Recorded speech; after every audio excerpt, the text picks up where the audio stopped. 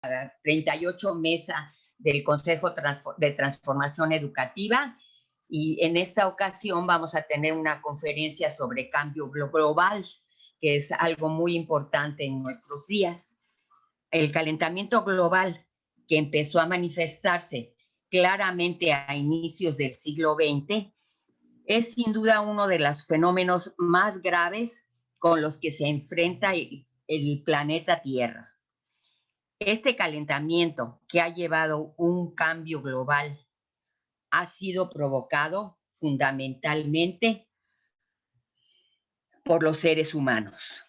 Si para fines del siglo XXI no logra mitigarse el cambio global, las consecuencias pueden ser la desaparición de gran parte del ecosistema y el impacto sobre los seres humanos será devastador. Los objetivos principales de este conversatorio son sensibilizar al auditorio sobre la gravedad que representa el cambio global, advertir que hay acciones que están en nuestras manos para contribuir a mitigarlo. O sea, tenemos que ser conscientes de que podemos hacer algo para mitigarlo. Bueno, ahora Patti nos va a hacer favor de presentarnos a las ponentes, las dos investigadores destacadas de la UNAM. Buenas tardes, bienvenidos todos. Nuestras ponentes son Blanca Emma Mendoza Ortega. Ella es doctora que obtuvo la licenciatura en Física en la Facultad de Ciencias de la Universidad Nacional Autónoma de México y el doctorado en la Universidad de Oxford en Inglaterra. Ha desarrollado 3 áreas de investigación: física solar, clima espacial y planetología, en las cuales ha publicado numerosos artículos, todos ellos en revistas arbitradas de circulación internacional y de alto impacto, así como capítulos en libros de circulación internacional. Ha desarrollado un trabajo pionero en el estudio del impacto de la actividad solar en el clima y en la biota. Como un reconocimiento explícito a esta labor, se le ha invitado a presentar conferencias magistrales en congresos internacionales y a escribir artículos de revisión en prestigiadas revistas internacionales del área. En particular, fue designada autora líder del 5º reporte de evaluación dentro del Grupo 1, siendo ella la única científica trabajando en México que participó en este grupo. Este reporte es la referencia mundial sobre todos los aspectos del cambio climático. Ha dirigido numerosas tesis de licenciatura, maestría y doctorado en otras instituciones también de educación superior. Ha impartido numerosos cursos de licenciatura y posgrado en diferentes universidades, tanto en México como en el extranjero. Ha escrito y ha sido coautora de libros de docencia para el nivel medio de educación y para el nivel de licenciatura. Su labor de divulgación ha sido diversa. Ha escrito un libro para el Fondo de Cultura Económica y varios artículos de divulgación, así como impartido numerosas pláticas en diferentes escuelas de educación media superior y también a nivel superior, tanto en la Universidad Nacional Autónoma de México como de otras instituciones educativas públicas y privadas y para el público en general. Editó también 2 boletines de divulgación por varios años. Fue coordinadora del programa de posgrado en Ciencias de la Tierra de la Universidad Nacional Autónoma de México, coordinadora de la licenciatura en Ciencias de la Tierra de la Facultad de Ciencias de esta misma universidad, miembro de diversas comisiones dictaminadoras, miembro del Comité de Becas Postdoctorales de la Dirección General del Personal Académico de esta misma universidad, miembro del Comité de Becas del Instituto de Ciencia y Tecnología del Gobierno de la Ciudad de México, miembro del Comité de Premios de la Academia Mexicana de Ciencias, coordinadora de la Red Universitaria del Espacio y muchísimas actividades y muchísimos reconocimientos más. Participa también con nosotros la doctora Marni Pasos Espejel. Ella nació en la Ciudad de México, cursó la carrera de Ingeniería Electrónica en la Universidad Autónoma Metropolitana y la maestría y el doctorado en Física Espacial en el Instituto de Geofísica de la Universidad Nacional Autónoma de México, dentro del programa de posgrado en Ciencias de la Tierra. Realizó un postdoctorado en el Laboratorio de Física del Clima de la Universidad de Vigo. Actualmente es investigadora asociada en el Grupo de Modelos Climáticos del Centro de Ciencias de la Atmósfera de la Universidad Nacional Autónoma de México y colabora como docente en la Facultad de Ciencias de la misma universidad. Trabajó como investigadora asociada para la Universidad de Colima en la Estrategia Regional para reducir la vulnerabilidad y mejorar la capacidad de adaptación al cambio climático en la región occidente de México, con el capítulo Ciclones Tropicales. También participó en el plan de creación de la Escuela Nacional de Ciencias de la Tierra en la Universidad Nacional Autónoma de México, una de las entidades más recientes de esta institución. La doctora Pasos tiene como principales líneas de investigación el estudio de fenómenos hidrometeorológicos extremos, la meteorología tropical y las relaciones Sol-Tierra. Bienvenidas. Muchas gracias. Muchas gracias.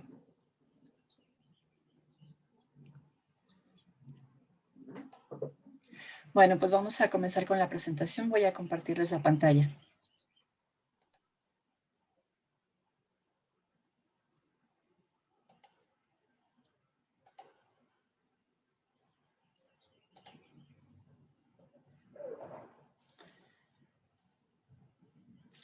Bien, nuestra presentación es sobre cambio climático. Ya nos presentó Patricia, muchas gracias. Pertenecemos a la Escuela Nacional de Ciencias de la Tierra y al Centro de Ciencias de la Atmósfera, respectivamente. Y bien, pues vamos a comenzar. Entonces, no sé si Blanca nos quieres comentar un poquito algo. Pues sí, yo creo que ante el cambio climático, las preguntas más comunes son ¿qué ha ocurrido? O sea, ¿por qué hay un cambio climático? ¿Cómo se identifica? ¿Qué dicen los medios y qué dice la ciencia? Entonces, Marnie, si nos quieres comentar, ¿qué dicen los medios sobre el cambio climático? Sí, pues los medios de comunicación tienen un papel preponderante en la percepción que tenemos del concepto de cambio climático.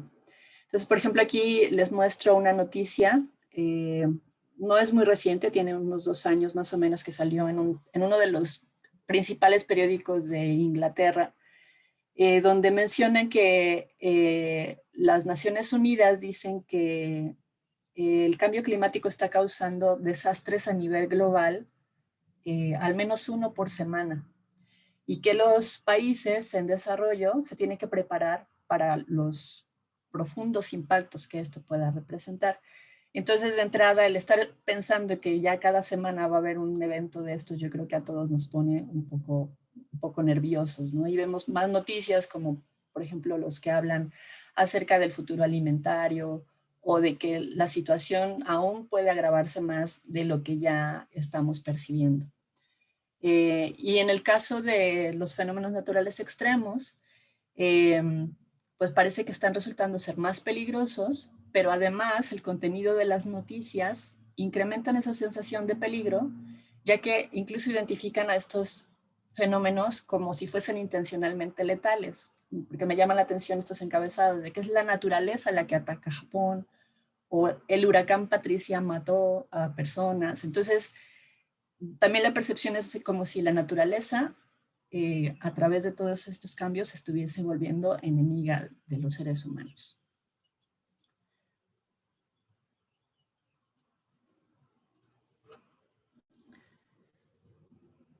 Entonces, bueno, yo creo que de seguir, deberíamos de entender un poquito más algunas definiciones importantes. No sé si, Blanca, nos quisieras comentar Claro, algo. Marnie. Bueno, pues, ¿qué es el tiempo? Muchas veces mencionamos, hace muy buen tiempo, el tiempo está muy malo. ¿A qué se refiere meteorológicamente cuando hablamos de tiempo? Y es específicamente a condiciones atmosféricas a nivel local en periodos cortos de minutos a horas o incluso días. Por ejemplo, lluvia, nieve, nubes, viento, inundaciones, tormentas. eléctricas. Estos cambios de corto plazo en algunos de los parámetros atmosféricos es a lo que nos referimos por el tiempo. Ahora, si queremos hablar en la siguiente diapositiva, vamos a ver sobre el clima. ¿A qué nos referimos cuando hablamos de clima? Y aquí es algo diferente. El clima son, antes que nada, promedios a largo plazo, que pueden ser regionales o globales y pueden ser de varios parámetros, como por ejemplo temperatura, humedad, presión, lluvia, durante una estación, durante algunos años o décadas. Entonces, la diferencia entre el tiempo y el clima es realmente el plazo que estamos tomando para hablar de ello. El tiempo es algo de muy corto plazo, en cambio el clima se refiere a promedios de diversos parámetros del clima a lo largo de ya sea varios meses, años o décadas. Aquí, bueno, yo quisiera comentar algo porque creo que es interesante que la mayoría de las personas pudieran entender este tipo de conceptos. Tiene poco que en las noticias dijeron, ahora vamos a ver el reporte del clima. Es decir, que los medios de comunicación siguen utilizando los términos de forma equivocada. Y entonces también, por ejemplo, cuando tenemos aquí en la Ciudad de México una lluvia torrencial, es que el clima. Entonces, es un evento del tiempo, ¿no? Es algo que deberíamos de tener todos siempre muy claro.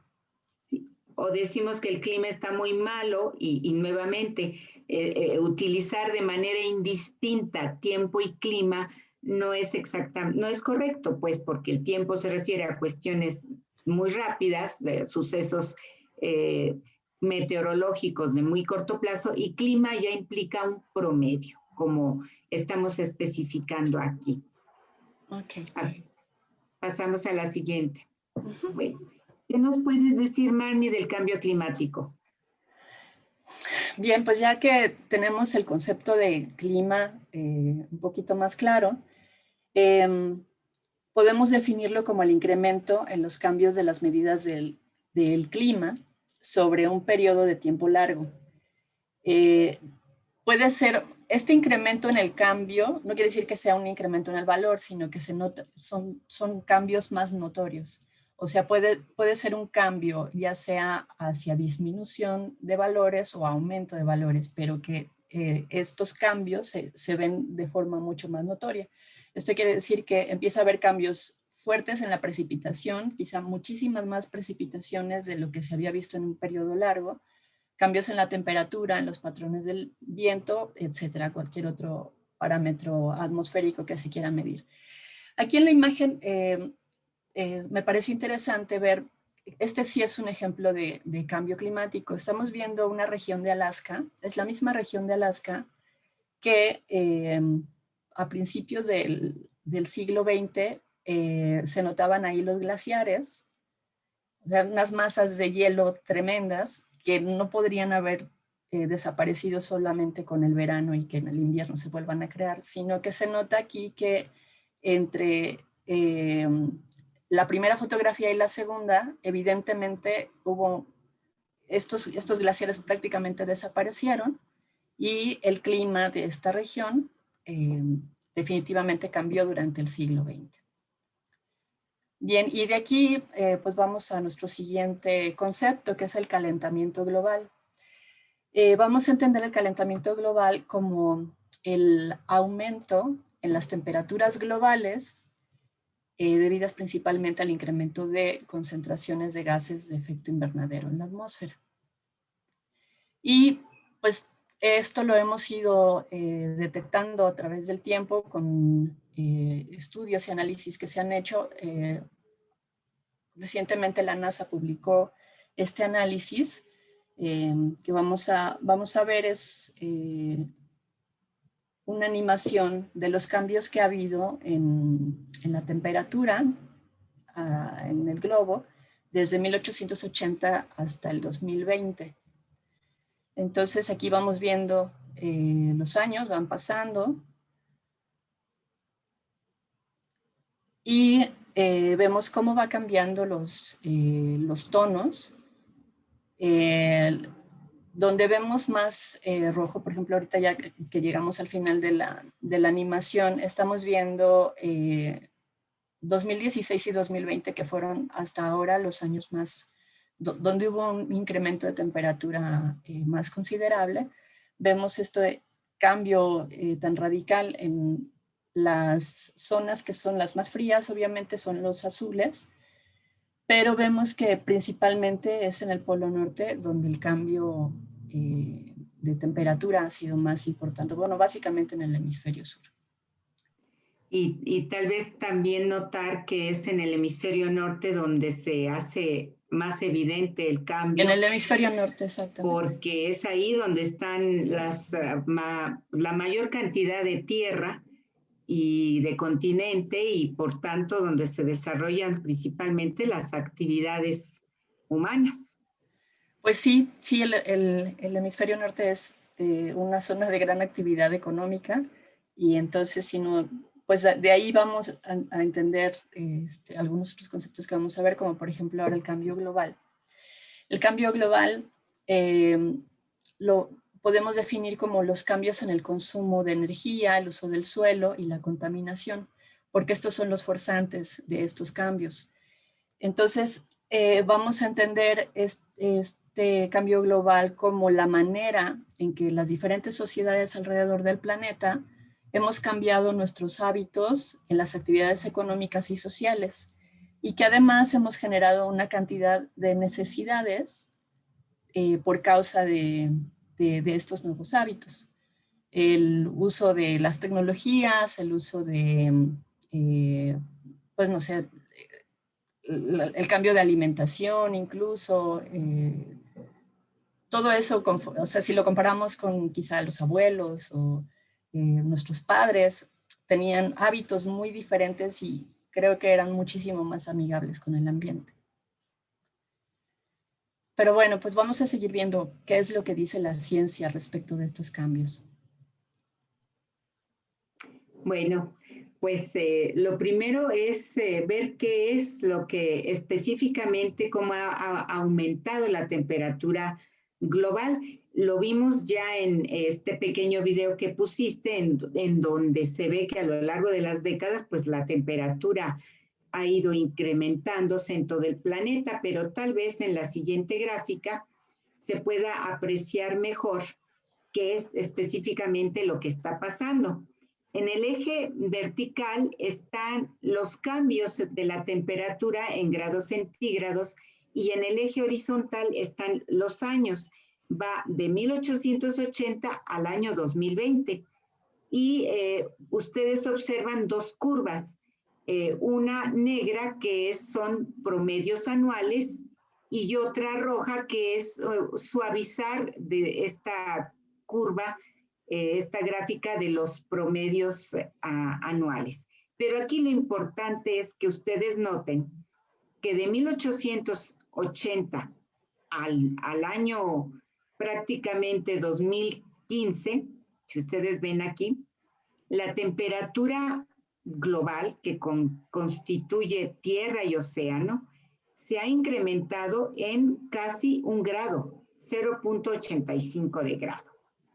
Y pues las últimas décadas han sido siempre una más caliente que la otra. Esto nos está diciendo pues que la temperatura del planeta está aumente y aumente y aumente.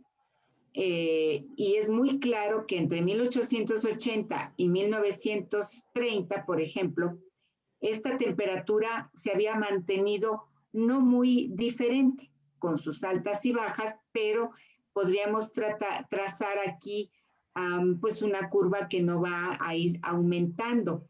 En cambio, ya es a partir de 1920 que empieza el incremento decidido en la temperatura promedio global del planeta. ¿Y qué ha pasado en otros parámetros también del planeta? Pues, ¿qué ha pasado con el hielo? O como también se le conoce, la criosfera. En la parte izquierda está la cubierta de hielo de Groenlandia y el Ártico, y cómo ha variado en las últimas 3 décadas. La curva amarilla es la extensión que tenía todavía en 1990. Y la masa blanca es la extensión que tiene en los últimos años. Y la gráfica de junto nos lo especifica más. Nuevamente, en el eje vertical están millones de kilómetros cuadrados y en el eje horizontal están los años, de 1900 al año 2020. Y si ustedes se fijan, ha ido disminuyendo la cantidad de cubierta de hielo de una manera sistemática, pero a partir de 1980 este cambio se ha hecho más rápido. Pasamos entonces de estar alrededor de 12 millones de kilómetros cuadrados para estar casi en el 2020 en menos de 6 millones de kilómetros cuadrados. O sea, ha habido una reducción de casi el 50%. Entonces, esto realmente sí nos preocupa mucho. Y no nada más la cubierta de hielo, también los glaciares, que son estas masas de hielo que han existido por miles de años y que son gigantescas. Por ejemplo, en el Popo tenemos un glaciar. Estos glaciares han ido desapareciendo. El glaciar que tenemos en el Popo, pues prácticamente ya no existe. Esto es también producto de este aumento global de la temperatura. Tal vez si seguimos a lo siguiente. ¿Qué ha pasado con el nivel del mar? Bueno, la parte superior del océano, pues de cero, que es la superficie del mar, a aproximadamente 700 metros de profundidad, se considera la parte superior del océano. Y a partir de 1870 se ha calentado. Nuevamente vemos la gráfica de la izquierda. Tenemos en la parte vertical una distancia o espesor en milímetros, y en la parte horizontal tenemos los años. Va del año 1900 al 2020. Y estamos viendo cómo a partir de 1900 se ha ido aumentando cada vez más el nivel del mar. De hecho, entre 1901 y 2010, el nivel promedio se ha elevado aproximadamente 20 centímetros. Y ahora aquí quiero hacer la aclaración, es el promedio. Esto quiere decir que en algunos lugares ha sido menos y en otros ha llegado hasta 1 metro. Y si ustedes han estado en playas o lugares de ese tipo, pues podrán ver que antes el agua llegaba a un cierto nivel y ahora ya está llegando a otro.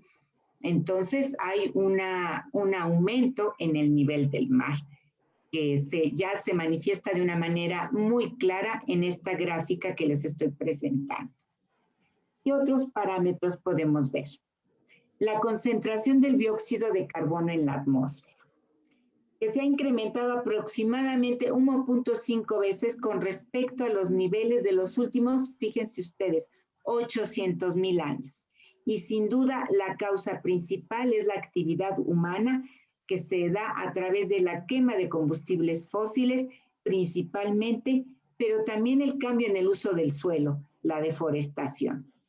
En la gráfica que vemos a la derecha y en la parte de arriba, tenemos la concentración del dióxido de carbono en el eje vertical, y en el eje horizontal están los años que van de 1800, no, aquí va desde el año 1000 antes del presente hasta el año 2000 en el presente. Y vean ustedes, por miles de años, este dióxido de carbono en la atmósfera se conservó más o menos alrededor de 255 partes por millón en la atmósfera. Pero es a partir de principios del siglo XX que esta concentración se dispara.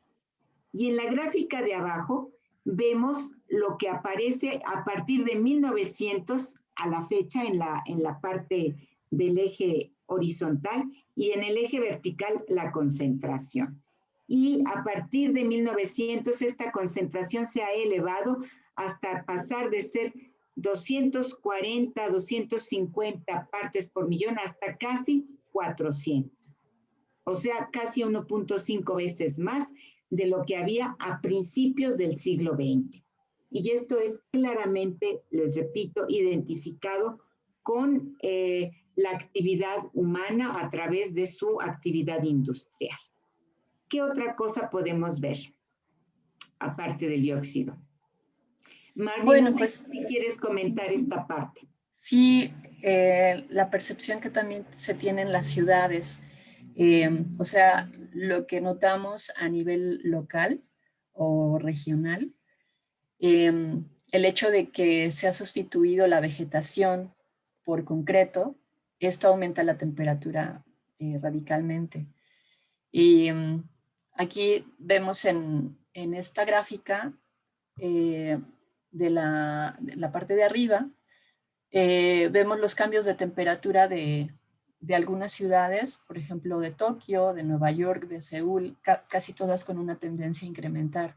Y pues puede estar relacionado precisamente con el cambio del uso del suelo en las ciudades. Y en la imagen de aquí abajo lo que vemos es una imagen con infrarrojo para ver la temperatura y vemos cómo en la zona arbolada la temperatura pues es menor que la que se nota en el concreto. Casi Y bueno, 20 pues grados, Marnie, casi 20 sí, grados de diferencia, es terrible en unos sí, cuantos metros.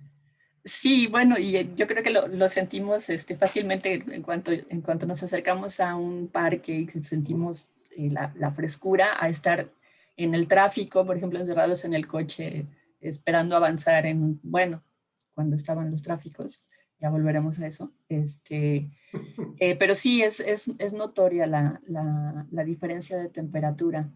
Y bueno, pues es que estos procesos de urbanización generan aumentos en la temperatura del aire, y esto pues se ve reflejado en la calidad de vida de las personas y por eso se dan las ondas de calor o hasta tormentas intensas. O sea, hay cambios extremos en las ciudades, que es lo que se ha estado notando en los últimos años. Aquí, por ejemplo, vemos un perfil de cómo cambia la temperatura respecto del uso del suelo. Por ejemplo, en esta parte vemos que en una comunidad rural tenemos una cierta temperatura, pero en cuanto empieza la actividad urbana, aquí tenemos un desarrollo suburbano, la temperatura aumenta. En un área comercial y en lo que es ya la ciudad, aumenta mucho más la temperatura, y hacia otra vez una zona suburbana o rural, la temperatura vuelve a disminuir. Y también en esta imagen de la derecha vemos esta diferencia de temperatura entre lo que es las zonas urbanizadas y donde todavía hay zonas rurales o naturales. Entonces, bueno, pues vemos que la isla de calor urbana es una manifestación de la actividad humana en el cambio del clima local y regional.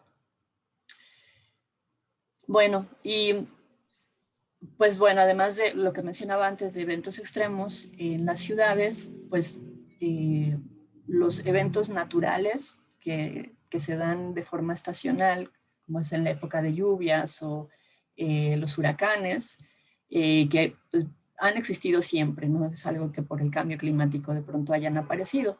Son eventos fuertes que siempre han estado ahí, pero definitivamente con el tiempo hemos notado que o incrementan la velocidad en los vientos o la cantidad de lluvia, etc. Entonces, por ejemplo, hemos notado que empieza a haber precipitaciones más severas, o se han registrado ya precipitaciones mucho más severas,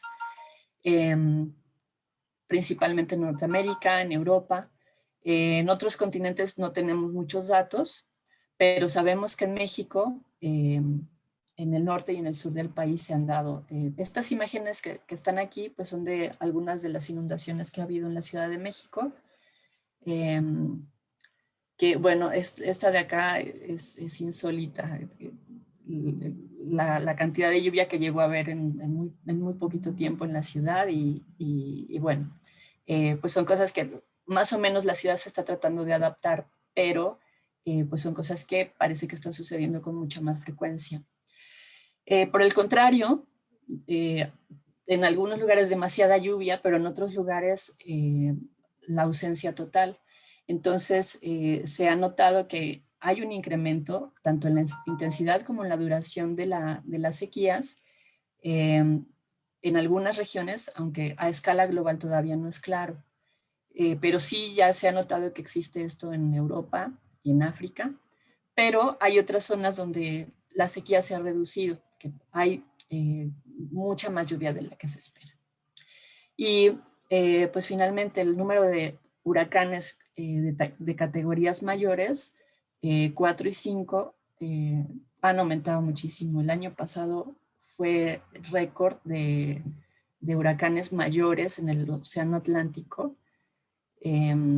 algo que desde 2005 no se había visto, pero el año pasado fue récord en muchos sentidos. Y aunque a escala global, si pensamos en otras regiones donde también hay huracanes, como en Asia, Hawái, el Pacífico, no hay una tendencia muy clara, pero desde 1970 sí se ha visto un incremento. Aproximadamente se daba un huracán fuerte por temporada y últimamente estamos teniendo del año 2000 para acá entre 2 y 3 huracanes fuertes en el Caribe y en el Océano Atlántico. Entonces sí, pues los números sí marcan esa tendencia. Entonces, pues, ¿qué podemos esperar ahora para lo que sigue del siglo XXI? ¿Cuáles son los escenarios, Blanca? Pues vamos a ver. Por escenarios quiere decir que los científicos hacemos modelos que nos permiten hacer pronósticos a futuro conforme nosotros tomamos datos del pasado y del presente. Entonces eso metiéndolo en pues ecuaciones que están modelando la atmósfera y el océano, de esos modelos obtenemos ciertos resultados que son predictivos. Y hay pues varios escenarios, como les llamamos. Uno, el escenario más benigno, que es el escenario 1 y que se llama de mitigación. Y otro, pues el escenario más extremo, que es el escenario en donde la emisión de gases de invernadero sigue siendo cada vez mayor. Y entonces vamos a ver qué nos dicen estos escenarios extremos para los parámetros de la atmósfera que más nos están importando. En la siguiente podemos ver qué es la predicción. Miren ustedes, como siempre en los ejes verticales va a estar el cambio en grados centígrados de la temperatura y en el eje horizontal está el año. Pero fíjense ustedes que ahora vamos del año 1950 hasta el año 2100, es decir, a finales de este siglo. ¿Qué es lo que nos espera? En la parte de arriba está el cambio en la temperatura superficial global. Ya habíamos visto una gráfica como estas hasta el año 2015-2020. Pero ahora, ¿qué va a pasar si seguimos emitiendo gases de efecto invernadero sin control? El escenario de gases de efecto invernadero sin control es el rojo, en donde nos dice que a partir del presente, que es aproximadamente el año 2020, si seguimos por ese camino de emisiones sin control, vamos a llegar a finales del siglo, de este siglo XXI, con 4 grados más de cambio en la temperatura. Si nos vamos por el escenario más optimista, que es aquel en el que los gases de invernadero se han controlado, de todos modos, vamos a tener un aumento en la temperatura para finales del siglo XXI, pero este no va a ser tan agresivo, va a ser de 1 grado centígrado. Ahora, algunos de ustedes se preguntarán qué significa el sombreado alrededor de las líneas roja y azul. Cuando nosotros hacemos modelos, siempre tenemos que calcular las incertidumbres del modelo. Las líneas roja y azul son el escenario más probable, pero hay una incertidumbre. Por ejemplo, en el escenario azul, en el que se han controlado los gases de invernadero, el promedio o el más probable de los valores sería 1 grado, pero puede llegar a ser hasta 2 o puede llegar a ser nada, o sea, que no se incremente respecto al presente. En el escenario extremo rojo, podemos tener el promedio o lo más probable, ¿cuántos grados? Pero podemos llegar más de 5 grados o podemos llegar a 2 grados. Entonces, esto quiere decir el sombreado cuando hacemos pronósticos, cuando nosotros modelamos a futuro. Pero sí les quiero decir algo. El escenario en el que no habría un problema mayúsculo para los ecosistemas sería un escenario en el que, en el escenario azul, en el que la temperatura a finales del siglo XXI no pasara de los 2 grados. Un escenario en el que la temperatura rebasa los 2 grados de aumento con respecto al presente para finales de este siglo XXI implicaría la desaparición de muchos ecosistemas y que los seres humanos, por consecuencia, nos viéramos en una situación crítica, en una situación ya de supervivencia. Entonces, aquí ya estamos en un punto en el que, pues probablemente la vida humana sería algo ya muy precario. Entonces, los países están haciendo un esfuerzo muy grande para no rebasar los 2 grados centígrados a finales del siglo XXI. Ahora, abajo tenemos la extensión del hielo ártico. Esto es solo un ejemplo de los muchos efectos que tiene el calentamiento de la atmósfera. Vean ustedes el hielo ártico. En el escenario más optimista, que es el azul, para finales del siglo XXI, habría desaparecido el 50% del hielo ártico que existe en el presente. Pues de optimista no tiene nada, pero pues eso es. Claro que acuérdense ustedes la incertidumbre que es lo sombreado en azul. Podría permanecer igual, que es el 0, es decir, no cambio, y podría irse hasta casi un como 75%. Pero, ¿qué pasa en el escenario extremo en el que los gases de invernadero no se han controlado, en el que la temperatura ya subió 4 grados a finales del siglo? Pues la desaparición va a ser casi total. Vean ustedes, ya llega al 100%. Y ahí ya no hay tanto para dónde moverse, porque pues es con todo y el sombreado rosa, pues llega pues ahí por arribita del 90%. O sea, ya nos echamos el hielo ártico en ese escenario extremo. ¿Qué otro parámetro, Marni, vemos? El nivel del mar. Aquí tal vez no se ve mucho, pero la parte vertical nos está diciendo el aumento del mar en metros, 1, 2, 3, 4 metros, y en la parte horizontal tenemos hasta 2100, que es donde están las marcas de 0.84 y 0.43, pero este modelo se fue hasta el año 2300, que es a donde termina la gráfica. Pero, ¿qué va a pasar en el año 2100?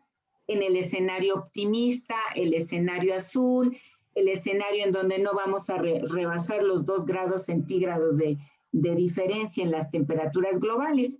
Pues el nivel del mar, de todos modos, global, va a llegar a aumentar 0.43 metros, casi medio metro. Pero en el escenario extremo, en el que ya rebasamos los 2 grados, ya andamos en los 4 grados. El nivel del mar va a aumentar casi 1 metro, 0.84 de metro.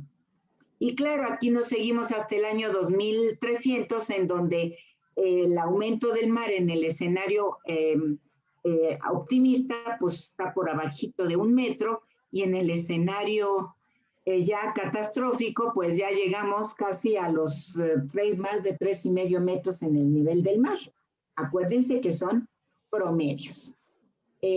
Todo esto tiene implicaciones terribles porque, bueno, si nos limitamos a 2100, a donde están las marcas del 0.84 y del 0.43, pues que en promedio el nivel del mar esté subiendo medio metro, pues aquí es donde yo hago el comercial. No es muy buen negocio andar comprando casas en la playa porque pues se nos van a echar a perder y nos vamos a tener que mover porque realmente medio metro sí implica un cambio importante en el nivel del mar. No sé si tengamos algún otro parámetro que enseñarle. Sí, pero antes quería comentarte, entonces quiere decir que hay cosas que ya definitivamente son irreversibles, por lo que nos acabas de mostrar. O sea, ya es irreversible que siga el aumento, sí, y que es irreversible que se sigan derritiendo los glaciares, etcétera, ¿no? Aunque detuviéramos por completo nuestras actividades, ¿no? Muy buena puntualización, Marnie. Aun cuando se detuviera la emisión de gases invernadero, ya no hay marcha atrás.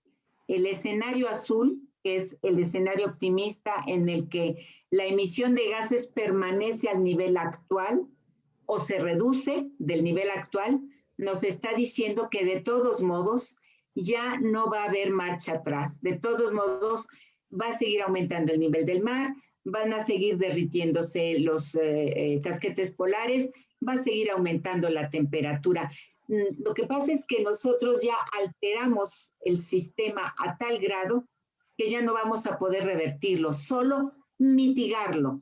Por eso al principio hablábamos del escenario de mitigación, no de reversión, no vamos a revertir. Ya eso no se puede y yo creo que tiene que quedar clarísimo. Ya no hay marcha atrás. O hay mitigación o pues con el escenario extremo vamos a estar a punto de la extinción. Y bueno, ¿cómo se ve de manera en un mapa global del planeta, cómo se van a ver estos escenarios? En la parte de la izquierda está el planeta, el planisferio, con el escenario 1, el escenario de mitigación, el escenario esperanzador, y en la parte de la derecha el escenario 2, el escenario extremo, el escenario en donde nadie hace caso y todos seguimos haciendo de las nuestras. Y están los espacios de tiempo de los que vamos a hablar. Entre 2046, y claro, la parte de abajo, los cuadritos que están hasta abajo en colores nos están indicando los incrementos de temperatura. El azul es el que me da un incremento 0 y conforme van aumentando los colores hacia la derecha, van aumentando las temperaturas. El que es prácticamente negro, ya las temperaturas están siendo casi 8 grados por encima de las actuales. Entonces, miren ustedes, entre 2046 y 2065, ¿cómo va a ser la temperatura del planeta? En la parte de izquierda, el escenario de mitigación, que ustedes ya ahorita manejan muy bien el término de mitigación, y en el escenario 2, el escenario de incremento, en donde no hay control de los gases de efecto emitidos.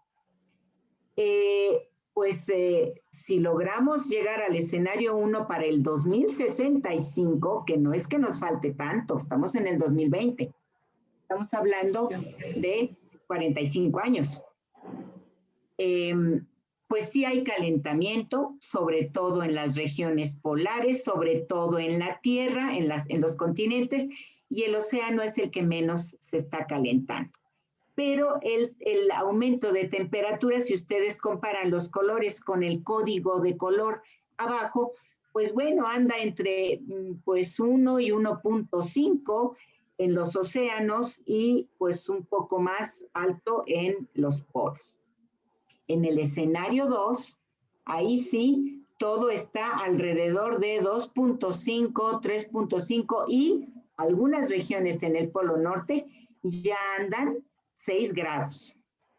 Vámonos al siguiente periodo de tiempo. 2081-2100, o sea, finales de este siglo. Pues en el escenario 1, de todos modos, si ustedes notan, ha seguido el incremento de temperatura. Se está empezando a notar un poco más en el Polo Sur. Todo lo demás aproximadamente está igual. Por eso decíamos, ya no se puede revertir. Pero el escenario de la derecha, ya las cosas empiezan a tornarse horribles. Vean ustedes, ya las temperaturas son 4.5, 5 grados por encima del actual y grandes partes de los polos y de Canadá ya andan 6, 5, 7 grados. ¿Y qué pasa entre 2181 y 2020? Pues ahí sí, ya el escenario de la izquierda, fíjense ustedes, ahí ya estamos logrando controlar la situación. Ya las temperaturas planetarias han empezado a disminuir, pero en el escenario extremo, las temperaturas ya están 7.5, 8 grados. Yo les quiero decir que en el escenario extremo de 2181 a 2200, si tenemos las temperaturas de 7, 8 grados, sí les quiero decir algo, ya la vida en el planeta es insostenible. Si nosotros llegamos con esas temperaturas ahí, ya no va a haber quien lo vea. Ya no nos tenemos que preocupar porque ya no vamos a estar aquí. Como decimos mucho, Marnie, tú lo recordarás en nuestras clases, pues estarán las cucarachas, que son seres que soportan temperaturas muy extremas, y pues a lo largo de los millones de años, a lo mejor por ahí alguna cucaracha se vuelva más inteligente y entonces sean la próxima especie dominante del planeta, las cucarachas, que fueron las que aguantaron estas temperaturas de 2181, 2200. Entonces, bueno, pues eso es lo que nos espera a nivel de planeta y a nivel de ecosistemas si no hacemos caso y seguimos en los mismos. No sé si tengamos alguna otra cosa. Pues hablar de... ¿Por qué no nos comentas los pronósticos? Sí, bueno, pues es básicamente lo que hemos estado viviendo, pero todavía un poquito más incrementado. Entonces, ya van a ser prácticamente todas las latitudes medias y las regiones húmedas y tropicales, donde se van a experimentar las precipitaciones muy fuertes. O sea, va a haber un incremento en su intensidad y en su frecuencia.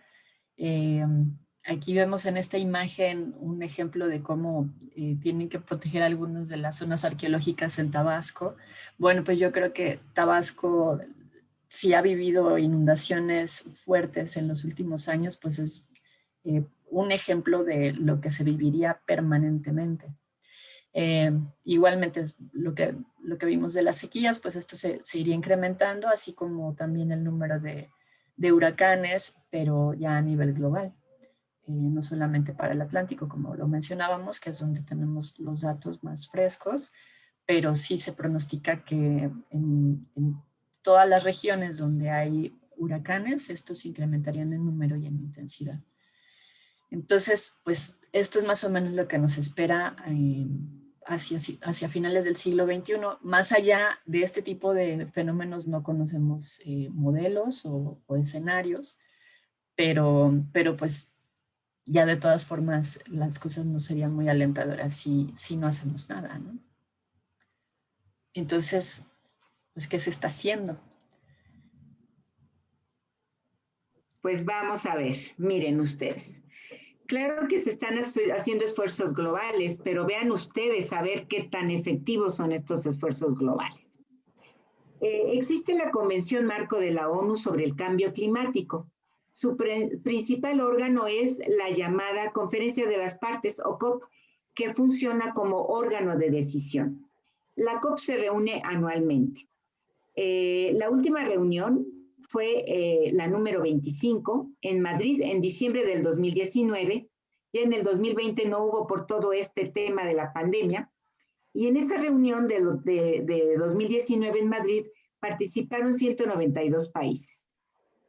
Finalizó, fíjense ustedes, sin un consenso en cuanto a los compromisos nacionales de reducción de las emisiones de carbono.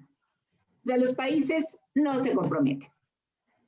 A este objetivo se opusieron principalmente varios países. ¿Cuáles?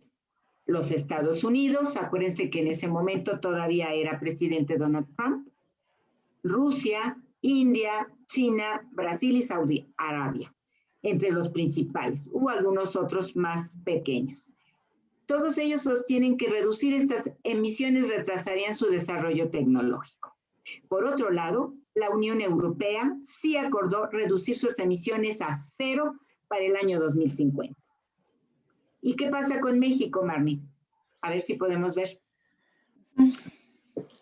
En 2020, México reafirmó su compromiso de reducir 22% de gases de efecto invernadero, que se abrevian como GEI, principalmente el dióxido de carbono, y 51% del carbono negro, que es el que emiten fundamentalmente, por ejemplo, los camiones, los automóviles. Ese humo negro que vemos se llama carbono negro. Y que dice México que este porcentaje podría aumentar hasta un 36% para los gases de efecto invernadero y hasta un 70% si se logra la transferencia de tecnología y financiamiento, entre otros requisitos y condiciones. Esto se está comprometiendo a hacerlo para el año 2030. Entonces, bueno, pues voluntad por parte de México aparentemente sí hay. ¿Qué más nos muestras, Marni, o ya nos vamos a las conclusiones? Pues ya nos vamos a las conclusiones. De todo lo que vimos, pues vemos que el incremento sostenido del CO2 va a continuar y pues los países no se han comprometido realmente a que existan políticas que reduzcan estas emisiones, que ya vimos que es el principal causante del cambio climático. Entonces, este calentamiento va a seguir por siglos, aún si eliminamos las emisiones de gases de efecto invernadero. Y pues para limitar el cambio climático se necesitaría que estas realmente se redujeran. O sea, y es que pues tampoco podemos hablar de que vamos a apagar de pronto todas las industrias bueno, quizá todas las actividades que producen este tipo de gases, desaparecer la ganadería, desaparecer industrias, autos, todo sería tan complicado. Y esa transición, pues bueno, pues va a llevar tiempo y vamos a seguir viviendo los efectos que vimos en los escenarios. Y bueno, pues tenemos que estar conscientes de que esta es una de las amenazas más grandes que vamos a enfrentar como humanidad en el siglo XXI, además de otros retos que se van a estar presentando, pandemias y otras cosas, ¿no? Pero bueno, tenemos que preocuparnos por resolver que probablemente nos ayude a mitigar otros. Entonces, pues, no sé, a nivel personal, ¿qué podríamos hacer? Yo vi esta cita de Isaac Asimov, que el aspecto más triste de la vida actual es que la ciencia gana en conocimiento más rápidamente que la sociedad en sabiduría.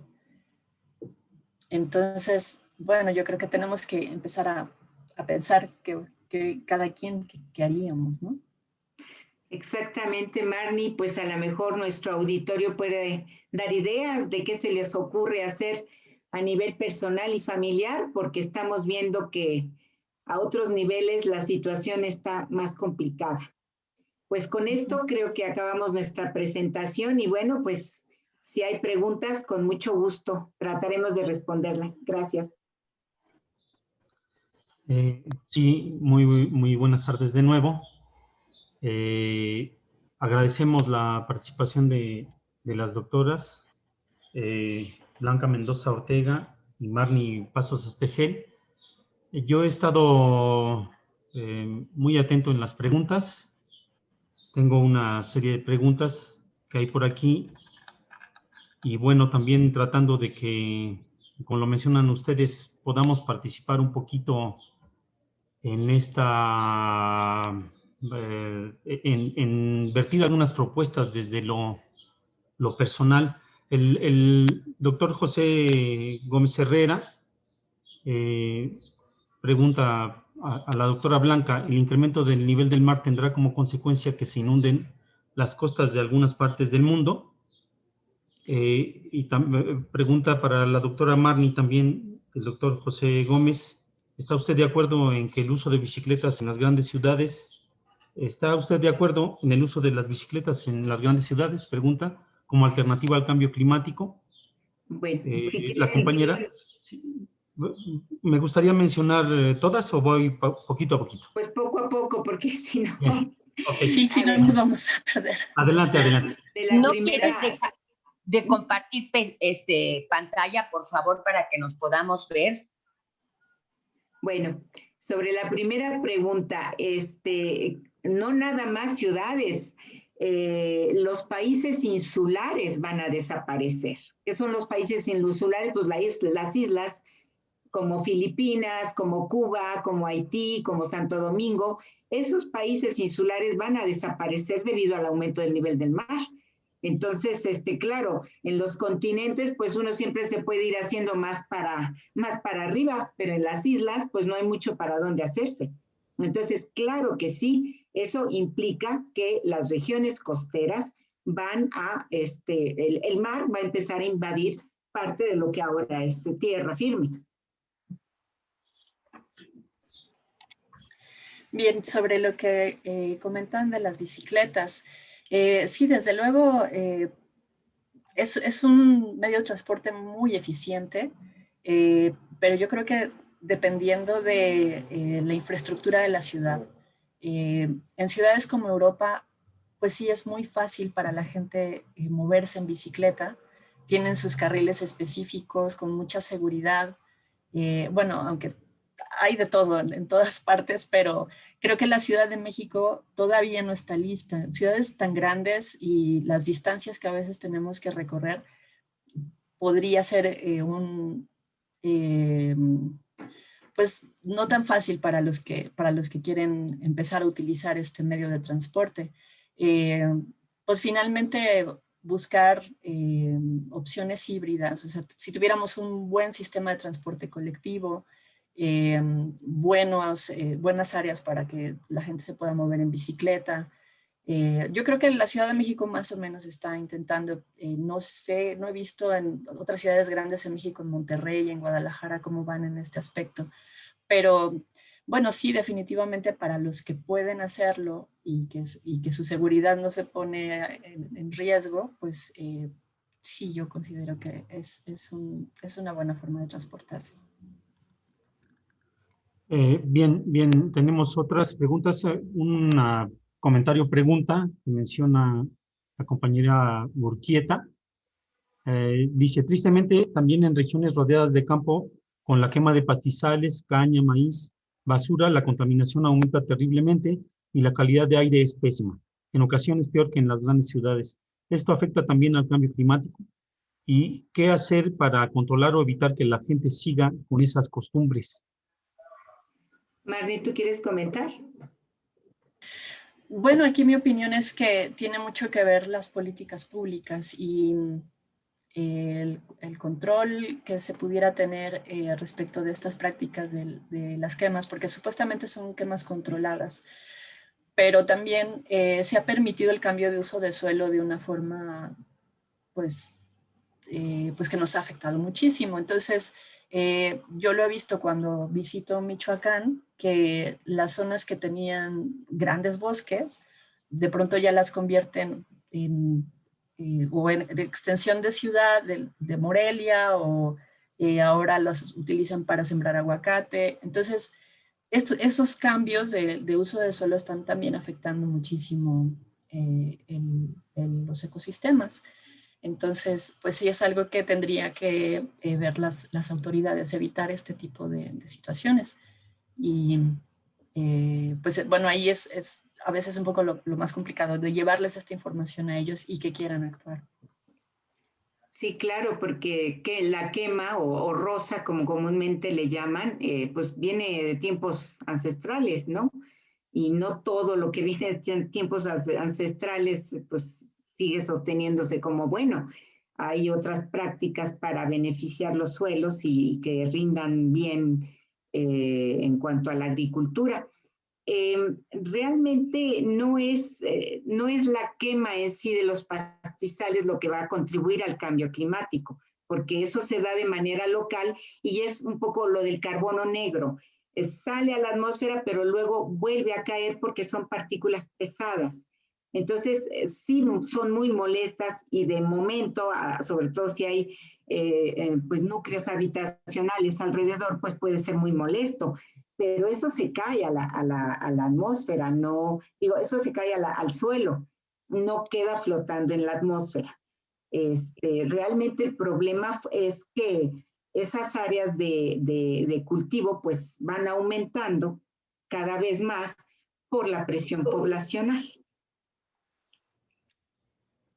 Bien, el compañero Ramiro Arango tiene dos preguntas. El aumento de la altura del mar se explica por el derretimiento de los polos, esa es una. ¿La temperatura del mar ha estado subiendo? Pregunta. Si quieres yo contesto algo, Marni, tú completas. A ver, no, el aumento del nivel del mar no se debe principalmente a que un líquido caliente se expande. Entonces, el aumento del nivel del mar es porque el mar está caliente. Y en algo contribuye el derretimiento de los polos, claro, pero la razón principal es porque así como se calienta el aire, también se calienta la superficie del océano y entonces esta se expande. Esa es la principal razón del aumento del nivel del mar, por eso se explica. No retuve cuál era la siguiente pregunta. La temperatura del mar ha estado subiendo. Sí, esto sí se ha visto en los datos que se han analizado de la superficie del mar, sobre todo cuando se estudian las trayectorias de huracanes y como la temperatura del mar es básica para que se desarrolle, pues se viene estudiando desde hace ya varias décadas y sí se ha notado un incremento, especialmente en el Océano Atlántico. Bien, tenemos otras. Nuestra compañera Marisela Osorio pregunta, ¿hay relación entre el calentamiento de la Tierra y los inviernos crudos que se han presentado en muchos países? Marni. Sí, lo que hablábamos de algunas cuestiones de mayor ocurrencia de fenómenos extremos, probablemente estemos viendo con más frecuencia nevadas más intensas, también así como hablábamos de precipitaciones en cuanto a lluvia en las regiones tropicales, pues sí, nevadas más intensas en las regiones donde hay nieve. Sin embargo, decir que por las nevadas extremas de este año, diríamos que es un evento más bien de tiempo, más que de clima. Tendríamos que verlos de forma consistente durante un periodo largo, como para decir que ya es producto del cambio climático. Bien, nuestro compañero, el doctor José Gómez, tiene varias preguntas, ha planteado preguntas muy interesantes. Estas son otras. Él pregunta, ¿qué opinan de que se estén sembrando millones de árboles en el Sahara? ¿Y qué hacer si los países que más contaminan, que son China y Estados Unidos, no firmaron el acuerdo para reducir las emisiones de gases de efecto invernadero? Marni, ¿quieres comentar del Sahara? Y yo comento la otra pregunta. Bueno, sí he visto este tipo de proyectos. También tendríamos que ver la escala. O sea, el desierto del Sahara es una extensión tan impresionante. Y yo me imagino que este tipo de proyectos debe de ser de muy poquitas hectáreas. Entonces, no creo que haya un desbalance muy grande a nivel ecológico, porque bueno, cada clima y cada ecosistema tiene su porqué. O sea, incluso gracias a que existe el Sahara es que tenemos el clima que tenemos en México, por ejemplo, y hablando, bueno, de una forma muy general, ¿no? Muy general, pero todo está interrelacionado en el globo. Y probablemente este tipo de proyectos no impacten demasiado en el ecosistema, pero como no conozco bien cuáles sean las extensiones, entonces no podría darle una respuesta muy precisa, perdón. Y respecto a lo otro, bueno, pues es que precisamente ese es el gran problema, que las grandes potencias, que son las que más contaminan, como son Estados Unidos, China, la India, Rusia, pues son las que menos quieren reducir sus gases de invernadero, pues porque ellas dicen que con eso frenan su desarrollo. Lo que pasa es que pues uno se pregunta, ¿desarrollo de quién? Si al final del siglo vamos a estar ahí todos muertos. Yo no sé al desarrollo de quién están apostando, pero bueno, pues esa clase de movimientos se insertan dentro de lo que es la geopolítica y pues realmente es poco lo que nosotros podemos hacer. Yo he vertido algunas preguntas también. Las declaraciones de emergencia ambiental que se han dado en varios países sirven de algo. Deben pasar sucesos catastróficos para que los gobiernos tomen acciones más profundas. Yo hace tiempo considero que esta pandemia es parte de la crisis ambiental, pero no se habla como tal de eso, ¿no? Otras preguntas más, como las grandes universidades no deberían implementar un eje emergente ambiental en todos sus planes de estudio. Y otra más, que no es un momento propicio para la construcción de nuevas ciudades. Marnie, ¿quieres comentar algo? Bueno, primero quería comentar algo respecto de las decisiones que han tomado Estados Unidos y China. Es que lo que mencionábamos del el cambio global y de las necesidades que tenemos como sociedades, estamos muy ligados tanto a lo que produzca China y lo que produzca Estados Unidos. O sea, Europa podrá decir que ya no va a emitir cero, porque va a tener a los chinos trabajando para lo que ellos necesitan. Entonces, muchas cosas de la industria mundial se desarrollan en China, igual en Estados Unidos. Tendríamos que dejar de ver esa forma de vida como un modelo. Y el problema es de que prácticamente todos los países occidentales, Latinoamérica, Europa, Australia, todos aspiramos a ese estilo de lo último en tecnología, de viajes, de todas estas cosas que de alguna manera están retroalimentando la situación que estamos viviendo.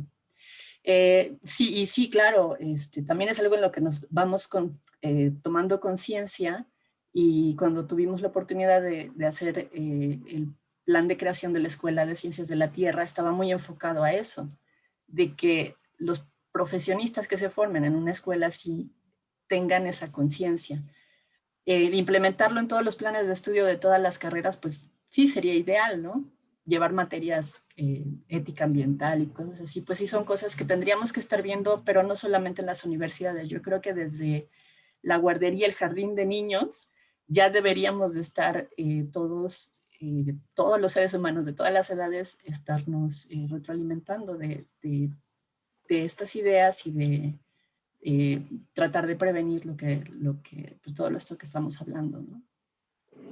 Claro. Sí, bueno, a mí bueno. me gustaría, nada más realmente siguiendo tu comentario, pues sí, es la forma de vida que todos llevamos, es esta forma de vida en el desperdicio, además, ¿no? Desperdiciamos comida, desperdiciamos ropa, desperdiciamos todo, porque pues cada año hay cosas nuevas, y esa filosofía del desperdicio, pues también claro que contribuye a todo lo que estamos viviendo. Pues yo creo que a todo esto se tiene que añadir la presión poblacional. Ya somos más de 7,000 millones de personas y todas queremos todo, ¿no? Entonces, pues hay un problema mayúsculo y todos estamos interrelacionados, como bien tú decías, pues la Unión Europea no produce nada, pero todo lo que necesita se lo va a dar China, y entonces pues China va a seguir emitiendo gases de efecto invernadero y probablemente cada vez más, porque va a necesitar proveer a todo el planeta de pues todo lo que estamos exigiendo. Entonces es un problema complicadísimo. Sí, perdón, también por ahí había un comentario sobre crear nuevas ciudades. Pues yo creo que es más bien cambiar, tratar de mejorar los modelos que tenemos, porque pues no sería, por ejemplo, la Ciudad de México, la cerramos y construimos otra en otro lado. Yo creo que lo que tenemos necesitamos tratar de transformarlo hacia algo que sea mejor, ¿no? Yo creo que eso sería lo ideal. Sí, yo Creo también. que en Hong Kong o en algunas ciudades chinas sí también ya lo están implementando, en Hong Kong o en Taiwán, que algunas colonias de la misma ciudad las están tratando de hacer mucho más amigables con el ambiente. Claro. Creo que Pues, por eso ejemplo, podría ser algo más viable. en muchos países están poniendo los jardines en los techos, ¿no? Las huertas en los techos, o sea, estar transformando la ciudad en un espacio menos agresivo tanto para la vida como para el tema específico de las emisiones de gases de efecto invernadero. Entonces yo también concuerdo con Marnie, es transformar las ciudades, no hacer otras, porque entonces ¿qué hacemos? No? Pues, como dices, las cerramos y nos vamos a hacer otra, todos los 20 millones del área metropolitana, ahora nos desplazamos a dónde, ¿no? Bien, ahí el compañero Agostino Palmieri tiene dos preguntas. Dice, con el deshielo de los polos cambiaría la salinidad de los mares y esto tendría efectos en flora y fauna marina. Sí, sí, claro, cambia la salinidad y también cambia la circulación del océano, y también si cambia la circulación del océano, pues nuevamente afecta a la atmósfera. Entonces, ahí el calentamiento de la atmósfera afecta al océano, afecta a los sistemas marinos, pues lo que se conoce como y además afecta la circulación del mar, y la circulación del mar a su vez afecta a la atmósfera. Entonces, pues todo está relacionado, claro que sí. Bien, se han quedado muy poquitas preguntas. Yo estoy muy interesado en la dinámica que pudiésemos abrir, aunque tengamos algunos minutos, sobre esta idea de qué podríamos hacer de manera individual. Pues me gustaría oír lo que opina el auditorio, qué proponen. Nuestra compañera Otilia tiene la mano levantada. Adelante. Yo lo que veo es que de plano tendríamos que cambiar de estilo de vida si queremos salvar eso, que tendríamos que ver la manera de mirar de otra manera, de otra forma el mundo y la sociedad, de no que hay un matrimonio y llevo la ropa nueva, que todo está envuelto en plástico, todo. Yo me he dado a la tarea de evitar la mayor cantidad de plástico que pueda, pero me resulta realmente muy, muy difícil.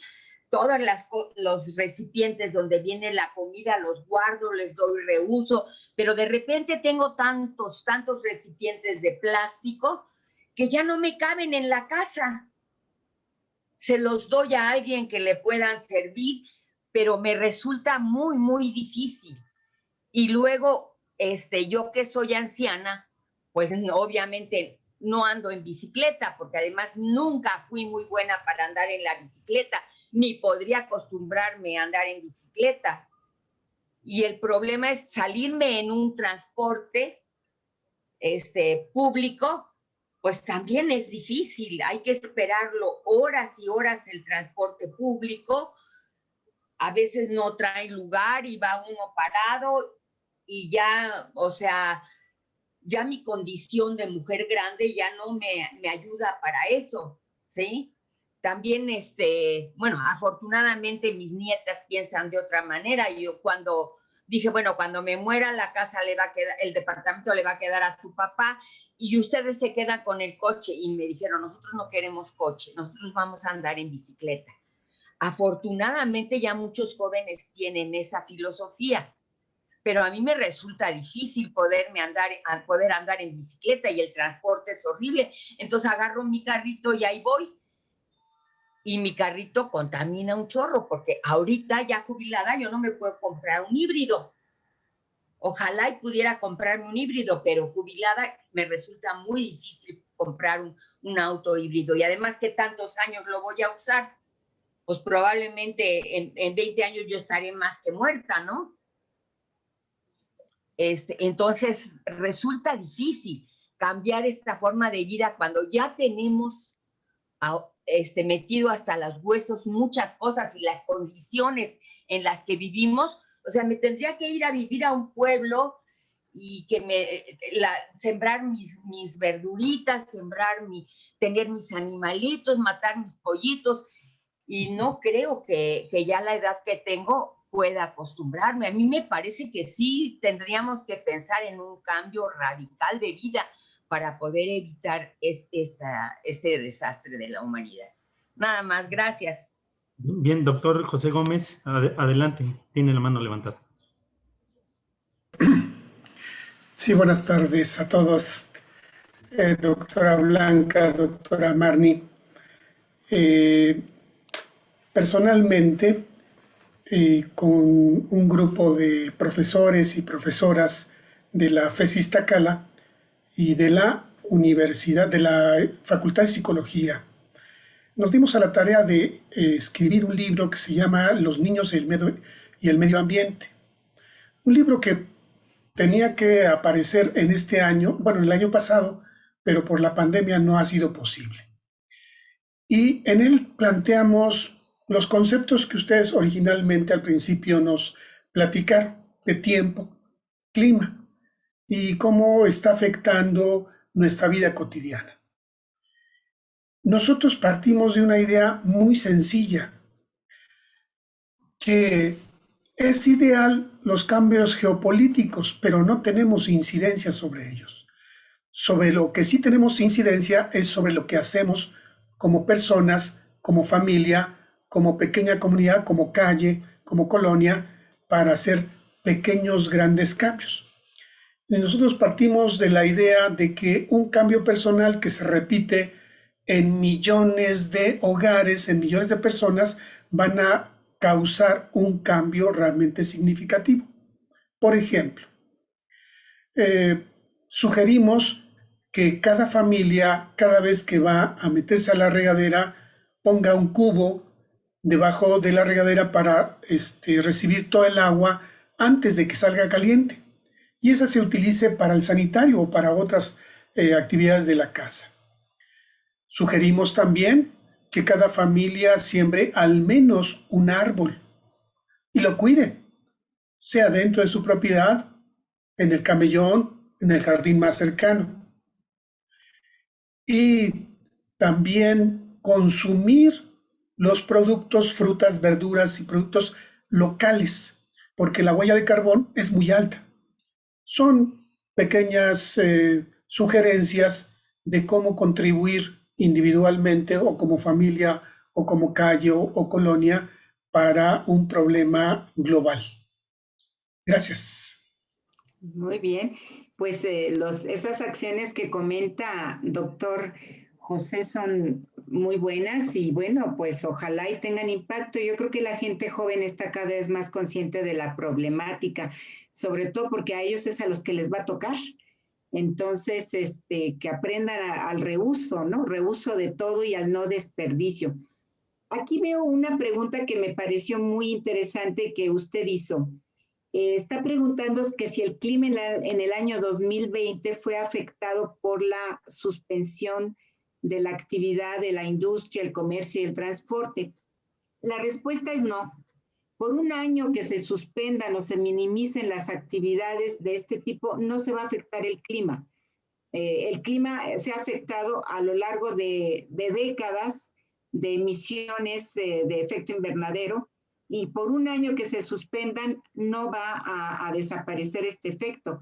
Se tendría que hacer esto de manera sostenible, o sea, a lo largo de varios años, disminuir lo más que se pueda la industria, el traslado de tantos millones de seres y demás, para que realmente tenga un efecto significativo en el clima. Pero por un año que se haga, no va a pasar. De ahí que se insista en que las acciones para reducir el calentamiento global tienen que darse de manera sostenible a lo largo de años. Con uno no va a servir. Bien. Adelante, adelante. Y bueno, aquí no sé si pudiera yo hacer otro comentario. Claro, claro. Gracias. Y es que quizás se dejaron de emitir en ciertas actividades, digamos que lo que conocemos como los automóviles, algunas industrias, pero tenemos un concepto que todavía no nos ha quedado muy claro, que el uso de aparatos eléctricos también genera mucha contaminación. El auto híbrido, por ejemplo, sí es una solución para la emisión de ciertos gases, pero el tipo de baterías que utilizan, el tener que cargarlos, es decir, o sea, también siempre, o sea, aunque intentemos disminuir el consumo, siempre estamos generando de otra forma también cierta contaminación.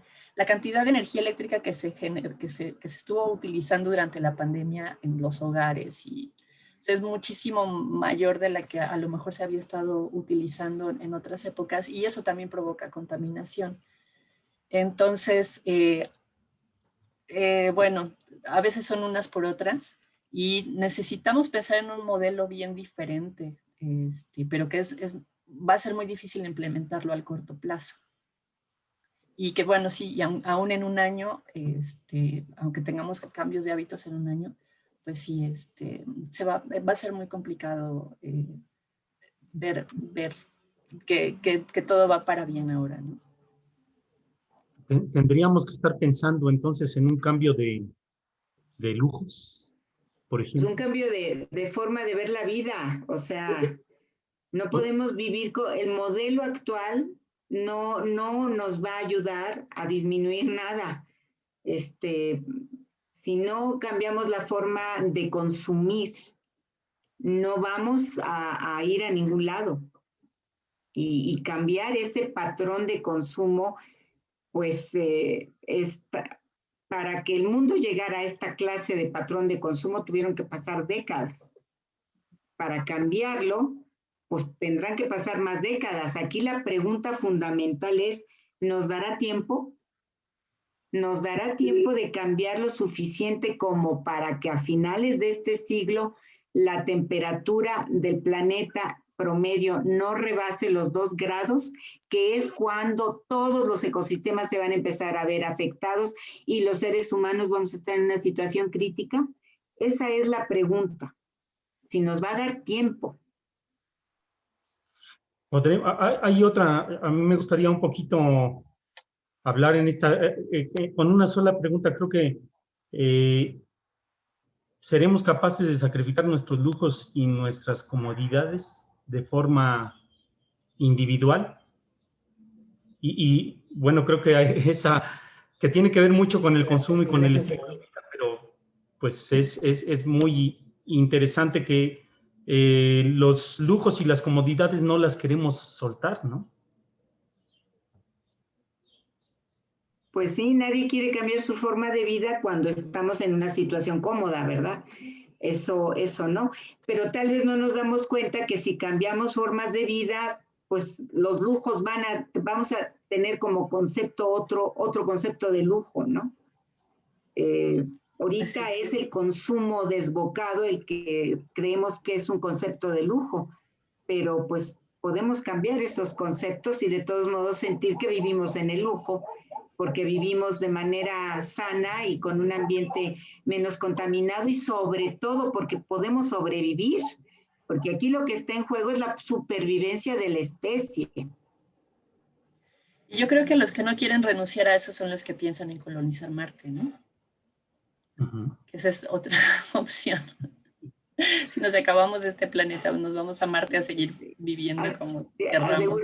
Haciendo de las nuestras, ¿no? Y así nos acabamos los planetas, bueno, y satélites habitables, porque tal vez Marte sea el único otro planeta habitable, pero están los satélites de los planetas gigantes. Algunos de ellos, pues ahí, a seguir haciendo de las nuestras, ¿no? Hacer todo un desastre del sistema solar. Pero el problema es que además para irse a vivir a Marte, pues no vamos a podernos ir todos. Claro. Nuestra compañera Silvia Cataño tiene algún comentario. Adelante.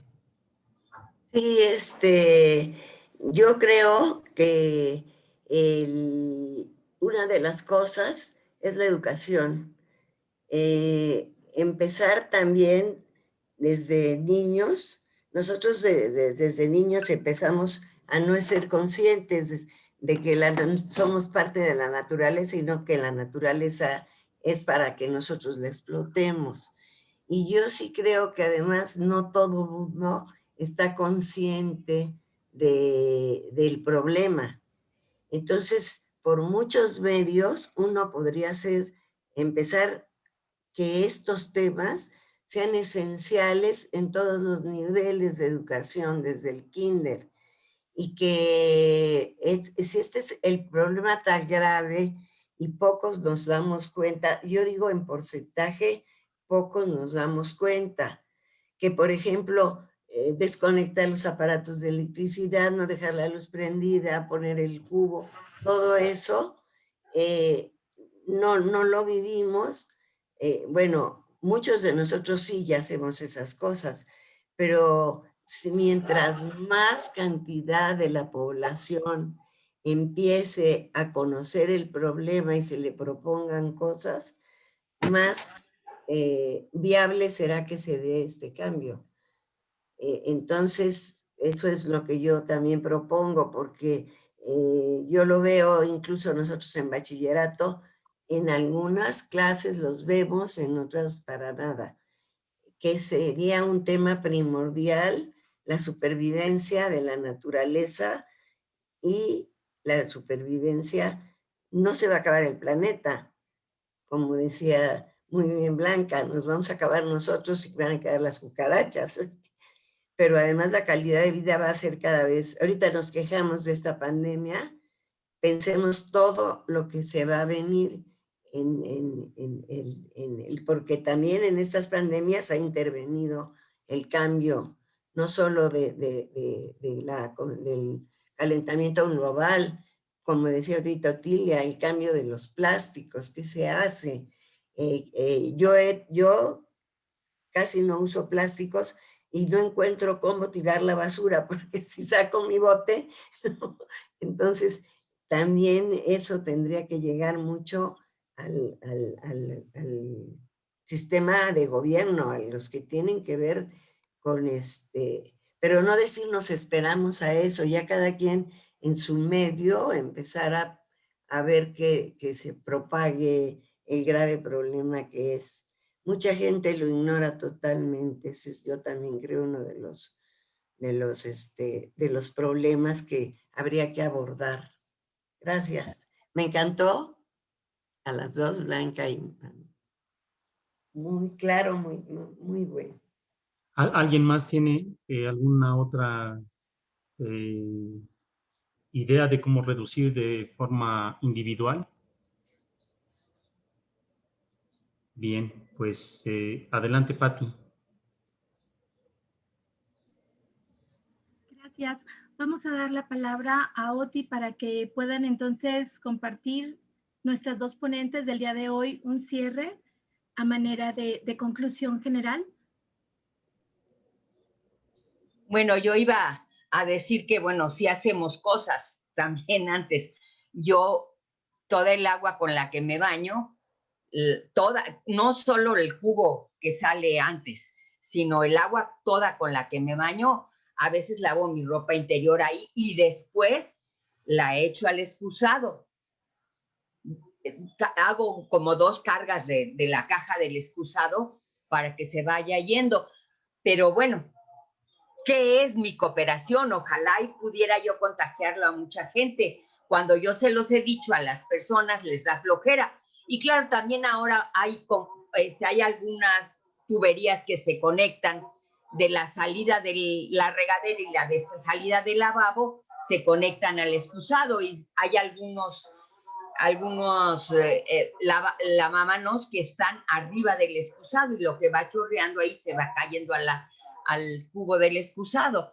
Habría también que usar la tecnología en ese sentido, pero muchas veces con lo que hacemos de ahorrar en un sentido, pues hay muchas otras cosas. Yo leí eso que decían de Europa, que Europa promete reducir todas sus emisiones, pero le compra a China, le compra a Brasil, y ellos están contaminando. Entonces eso es una verdadera hipocresía. Yo dejo de contaminar, así pasaría conmigo, yo dejo de contaminar y todo lo que está a mi alrededor o todo lo que tengo que tener para mi consumo, no hacen el esfuerzo. Me parece que tendría que ser la población la que viera la que mandara eso, la que mandara las cosas que hay que hacer, que tendríamos que reunirnos entre las gentes que vivimos en una colonia, las gentes que vivimos aquí como en el condominio, y ponernos de acuerdo y discutir de veras a fondo y tener, que es lo que no tenemos y que nos parece horrible, una cultura científica para poder participar con conocimiento, creo yo, ¿sí? Porque también lo que decían de la raza y quema del suelo, eso se ha visto a través del tiempo que no es una buena, no es bueno para la fertilidad de la tierra, porque ahí matan todos los microorganismos que pueden hacer transformaciones y darle a la planta lo que necesita. Y entonces sí necesitamos todos tener una cultura científica y entender qué es lo que está pasando, porque nos parece muy, ay, qué flojera, echarla con lo que te bañaste, echarla al excusado, y no, qué horror. Sí, mucha gente lo dice. Creo que Raquel quiere hablar. Sí, hola. Bueno, perdón, estaba tratando de seguir estas intervenciones muy interesantes, pero yo creo que lo más importante es que tengamos un gobierno que tenga conocimiento de este problema y que pueda estar instrumentando realmente verdaderas causas. Yo nada más les quiero dar un pequeño ejemplo que a lo mejor todos ustedes saben. ¿Ustedes saben cuánto CO2 envía al medio ambiente fabricar 1 tonelada de concreto, de cemento? Pues tiene 1 tonelada, genera 1 tonelada de contaminantes. ¿Sabe usted cuántos contaminantes genera 1 tonelada de hierro? 1 tonelada de hierro genera 2 toneladas de contaminantes. Perdón porque estoy enloquecida aquí, recuperando las áreas verdes de mi colonia, que es la avenida Vito Alessio Robles, con 32.500 metros. Hoy estuvimos levantando, está todo, tenemos 40 o 50 árboles muertos por completo. La alcaldía no hace ni el solo movimiento de tierra. Hay tesón, 3 piedras, no hay tierra, no, hay un desconocimiento de nuestros gobiernos. Un momento, hay un desconocimiento de nuestro gobierno total y absoluto sobre la problemática del medio ambiente. Entonces, ¿cómo vamos a hacer nosotros si la Sheinbaum está destruyendo miles y miles de metros de banquetas para llenar cada tonelada de concreto? Están midiendo miles de toneladas, miles de edificios, cuando nosotros tenemos que estar utilizando materiales renovables y reciclables. Entonces, ¿qué vamos a hacer los pobres ciudadanos si nuestro gobierno es un ignorante? Muchas gracias.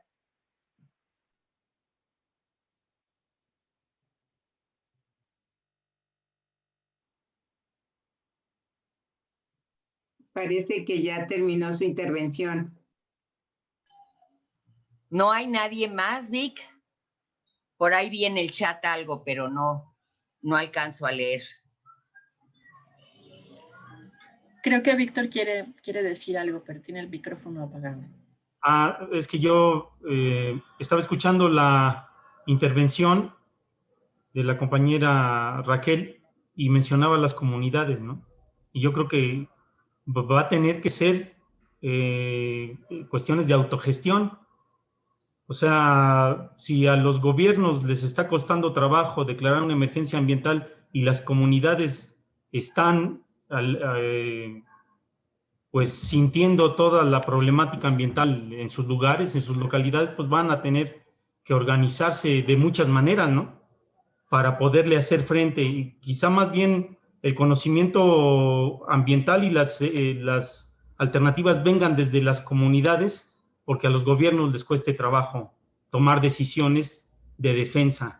Digamos que como algo así como las autodefensas, no de la seguridad que están pasando en Guerrero y en Oaxaca, sino las autodefensas ambientales desde la comunidad. Es todo. Y totalmente de acuerdo, Víctor, totalmente de acuerdo. Bueno, si no hay más preguntas o más comentarios, nadie más quiere comentar nada ni preguntar nada, entonces daríamos paso al cierre de la mesa. Queremos primero agradecerles mucho a Blanca y a Marni su plática, que ha estado excelente. Hemos entendido perfectamente, supongo que todos, todo lo que nos ha explicado de una claridad, y además, bueno, nos echan un paquete muy grande a los ciudadanos, y que nos alertan de que tenemos que ponernos las pilas ya, no para mañana o pasado mañana, no la generación que sigue, sino nosotros, hacer algo porque esté el medio ambiente y que no vaya, podamos tener una significación como mitigación, porque tenemos que ser grandes cantidades de la población para que esto sea efectivo, porque los 20 litros o 40 litros que yo pueda ahorrar, que se reuse el agua, pues es muy poquito, y sí tendríamos que hacerlo a nivel global. Queremos agradecerles mucho y qué bueno que estuvieron con nosotros, y ahora queremos que nos hagan un cierre de algunos minutos para poder dar fin a la mesa. Marni, Blanca. Marni, que empiece Marni. Gracias, pues solamente pues también comentar lo que yo pienso en lo personal, mi parte, pues es tratar de ser un poco más minimalista, tratar de disminuir mucho el consumo. Últimamente también se dijo que hay que activar la economía por la situación de la pandemia, y entonces casi como que pues hay que salir a comprar de todo, ¿no? Para ayudar a la gente.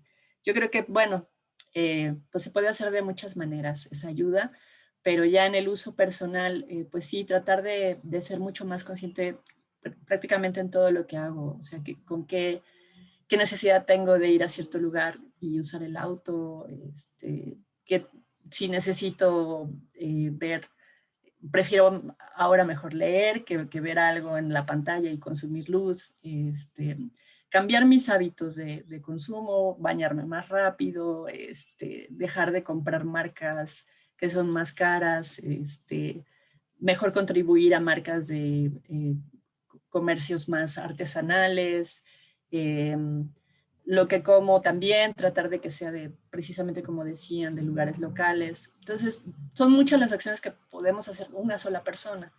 Y si eso, pues lo vamos cambiando, incluso hasta, bueno, no sé, eso puede ser un poco controversial, pero el dejar de comer carne, también eso ayudaría mucho al medio ambiente, ¿no? Entonces, en fin, creo que estamos tratando de poner otro granito de arena, pero también estamos tratando de que a nivel pues donde estamos desde la UNAM, pues llevar la información para impactar en la vida de la mayor cantidad de gente que se pueda, ojalá también en el gobierno eventualmente. Bueno, pues muchísimas gracias por la invitación, disfruté mucho estar aquí con ustedes.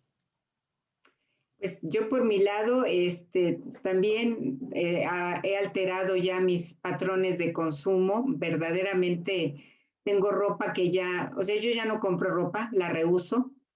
En cuanto a comida, pues sí me estoy yendo ya por opciones más vegetarianas. Y pues todo lo que hay en la casa, pues sí, apagar las luces cuando no se usan. Yo sé que no todo el mundo tiene esa posibilidad, pero pues nosotros en la casa sí hemos implementado celdas solares y la verdad es que se ha visto un consumo mínimo de luz de la luz pública. Entonces eso está funcionando muy bien. Y también pues tenemos captadores de agua de lluvia. Todo eso pues nos está apoyando. Pero yo creo que aquí hay que enfatizar lo que ya decían antes la profesora Cataño y no sé si algún otro, el profesor Víctor. Tenemos que empezar, y también Marnie, también ella lo mencionó, tenemos que empezar por enseñar estas cuestiones ambientales a los niños desde que están en el kinder. Ellos tienen que aprender a vivir de otra manera, que no vivan como nosotros vivimos. Yo creo que pues la esperanza está en ellos. Ellos son los que van a padecer este mundo tan terrible que se avecina si no empezamos a hacer acciones. Y la educación es un eje fundamental. Yo cerraría diciendo eso. Y pues también agradezco a los organizadores por haberme invitado. La verdad es que me gustó mucho estar en contacto más cercano con el auditorio y que ustedes estén dando sus puntos de vista y diciendo lo que ustedes hacen. Luego rara vez se puede. Entonces, a mí también me gustó mucho estar con ustedes el día de hoy y les doy las gracias por haberme invitado.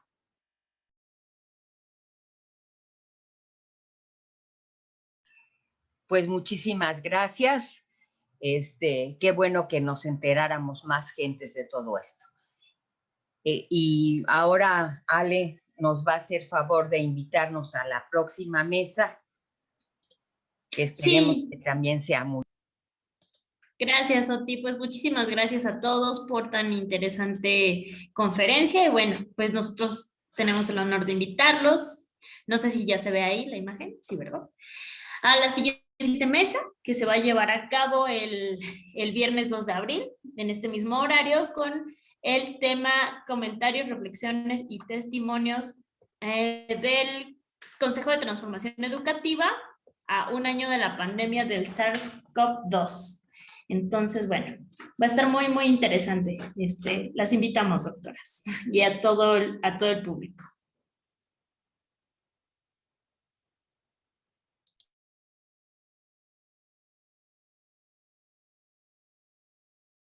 A todos los asistentes también. Esperamos que les haya resultado interesante esta conferencia y que podamos implementar algunas cosas a nivel individual para contribuir a la mitigación, que ya que la eliminación no se puede dar. Gracias y nos vemos el viernes que entra. Gracias, hasta luego. Buenas tardes a todos, hasta luego. Gracias a las ponentes. Gracias, excelente. Saludos. Felicidades. Una cosa, ¿no se puede esta conferencia de alguna manera grabar para poderla difundir? Está en la página, va a subirla a la página. Si quieren, luego yo les mando la dirección de la página. Para difundirla. También por Facebook. Ah, por Facebook. También se queda en Facebook, es verdad. Así es. Gracias. Al contrario, gracias a ustedes. Hasta luego.